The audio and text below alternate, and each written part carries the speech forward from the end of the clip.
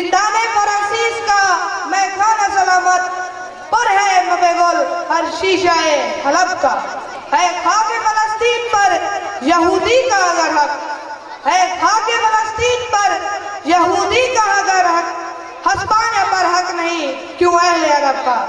अली वकार ये हजूम ये सांस लेते पैकर ये सब मुंतजर है कि मैं मेरे सबूत तोड़ूं, मैं लोहे आयाम से गर्द झाड़ूं, मैं किताब बाजी को खून निकालूं, मैं तरीका कर्ज उतारूं। मैं कैसे सदर अली वकार आखिर कैसे मैं के कम आया मैं के बेसुकून मैं लुकते जदा कैसे ज़बान खोलूं और अपने मुसलमान भाइयों को उनका रोशन तमिंदा माजी याद दिलाऊं कि मशरक़ मगरिब शुमाल और जनूब में रहने वाले तमाम मुसलमान आपस में भाई भाई हैं।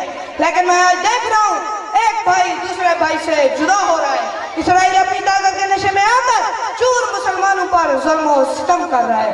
हाल ही में गजा की पट्टी में हस्ती बस्ती आबादी को अंधाधुंध बमबारी करके मलबे के ढेर में बदल दिया।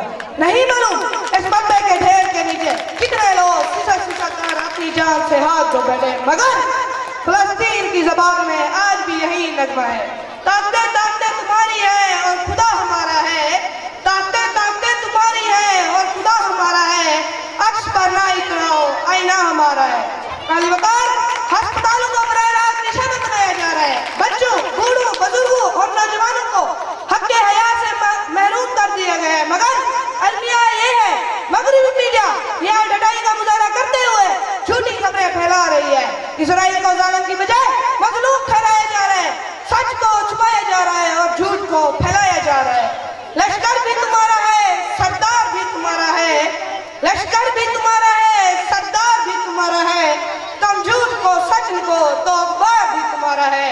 बादल पे दबने वाले ऐ आसमान नहीं हम, बादल पे दबने वाले ऐ आसमान नहीं हम, 100 बार कर चुका तो इम्तिहान हमारा। इजाजत चाहूंगा, वस्सलाम।